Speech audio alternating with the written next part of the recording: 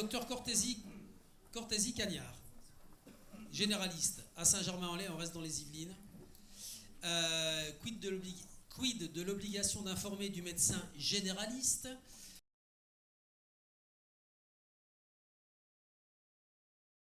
Ils viennent nous voir dans un deuxième temps.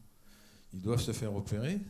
Ils sont perdus, ils n'ont rien compris. En plus, moi, là, hier, le hasard a fait que hier, j'ai reçu un Haïtien de 53 ans que je connais, qui parle approximativement le français. On se comprend, mais pas tellement plus. Et il vient avec un dossier de 10 pages. C'est la première fois que ça m'arrive. Pour une cataracte et un glaucome. Ah, l'info, elle est là. Consulte d'anesthésie, 4 pages. Désignation de la personne de confiance, 1 page, 2 pages. Et guide pratique de l'opération de la cataracte, on l'a relu ensemble, il n'a rien compris. Moi, j'ai appris des choses. Opération de la cataracte, opération du glaucome. Mais le pauvre, j'ai consacré, bon, pas une demi-heure, mais 10 à 15 minutes à tout lui réexpliquer. Et bon, il était en confiance, donc ça allait. Bon, ils ne viennent pas tous vers leur généraliste après, mais enfin bon, quand il y a une relation de confiance, quand il y a un colloque singulier qui s'instaure avec un patient, ils ont tendance à venir et on leur réexplique. Donc là, on reformule, c'est-à-dire on prend les termes pseudo-scientifiques ou médicaux des intervenants futurs, des opérateurs, des anesthésistes et tout ça. Il m'a dit ça, j'ai rien compris. C'est qu'on fait comme si il va y arriver une catastrophe à chacun. Alors moi je trouve le risque zéro, le principe de précaution, c'est bon, mais il y en a un peu marre de tout ça quand même. C'est comme une anecdote en passant, les prélèvements sanguins de l'EFS là pour quand ils récoltent leur sang. Hein? Oui, ça continue. Oui, mais enfin bon, entre ce qui s'est passé et ce qui demande aux gens, moi j'y suis allé, manque de peau, j'avais une colo un mois avant, allez hop, à dégager, c'était pas bon. À un moment, j'avais un traitement ponctuel que j'ai pris. Ben non, c'est pas bon parce que si vous faites un malaise dans le camion, vous vous rendez compte. Enfin, c'est du n'importe quoi. Je veux dire. Ils refusent du sang à des gens où il n'y en aura pas de problème. Et puis même, on assume. Bon, on fait un malaise, on se prend 3 tapes, un coramine glucose, et puis c'est fini. Eh ben non, on vous refuse. Parce que vous avez une potentialité, vous avez le risque sur 1 million de les déranger, ils refusent du sang. Alors après qu'ils viennent pas râler parce qu'ils n'ont plus de sang fin août. Hein. Bon, ça c'était l'anecdote, c'était autre chose. Bon, alors je voudrais faire... J'ai combien encore 3 minutes 2-3 minutes. 3 minutes. Bon. Vous les avez gagnés parce que vous êtes drôle. Hein? Vous les avez gagnés parce que vous nous faites rire. Ah bah il faut, hein, parce que sinon ça serait... Alors, on peut parler de choses graves avec de l'humour, c'est vrai. Ouais. Alors, non, je voudrais quand même sortir un truc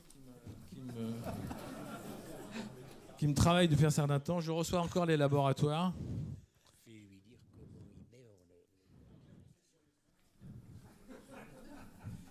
Attends, je dis ça, puis après j'arrête. Je reçois encore les laboratoires, enfin les quelques-uns qui arrivent à Saint-Philippe, que je connais depuis 20 ans, il n'y a pas de problème. Et ça fait 2 fois que... Bon, vous allez tous reconnaître le nom du labo, mais presque. Vous balancez à chaque fois. Vous avez pesé ça? Ah oui, quand même. C'est du bon papier. Il y a environ 40 pages, écrit en petit. Papier glacé. Écrit en petit. Plein de pubs. Je défie quiconque de lire tout ça, aussi, à moins d'y passer 3 heures. Donc ça, c'est théoriquement pour informer. C'est pour ce que le labo se couvre au cas où il arrive à la 6e page. Sur un seul médicament? Sur 2 ou 3, mais c'est la même famille. À la 45e ligne, il y a un truc de noté. Donc, ah bah oui, mais il fallait le savoir. Il vous est arrivé ça. C'est dommage pour vous, mais voilà. Donc ça, cette information de labo, avant on avait une fiche, recto verso, tac, c'était clair, net, machin. Et ça, c'est les ministères qui nous ont imposé, enfin qui ont imposé ça au labo depuis 10-15 ans, je sais pas à peu près. Nous, on leur dit, on les réconforte. On leur dit, écoutez, vous avez un bon service, un bon chirurgien, tout se passera bien. En fait, c'est ça. Il faut qu'ils aient confiance, c'est tout.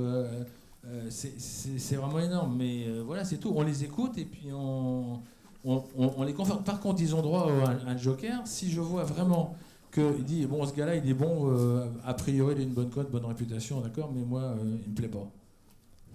Bon, ok, j'ai dit, écoutez, j'en ai un deuxième en route de secours. Je vous refais un mot pour un tel. Puisque c'est vous qui allez vous faire opérer, vous avez tous les droits. Enfin, tous les droits. Vous avez le droit d'avoir un deuxième avis. Quand vous achetez une bagnole qui ne vous plaît pas, vous allez chez le concessionnaire d'à côté. Bon, ben là, je vous fais un mot que je scanne dans mon dossier, parce que le scan, pour ça, c'est un engin extraordinaire. Vous gardez tout. Ah ben on fait la lettre, et moi je scanne la lettre, parce que je ne suis pas assez doué en informatique pour tout écrire, balancer dans le dossier. Non, j'écris et je scanne. Bon, c'est pareil, hein, ça revient même. Hein. Et à ce moment-là, la réponse du chirurgien, en général, bon là c'est un ophtalmo, mais ça peut être un autre, et ben c'est pareil, sa lettre, je la garde au chaud, je la mets dans son dossier.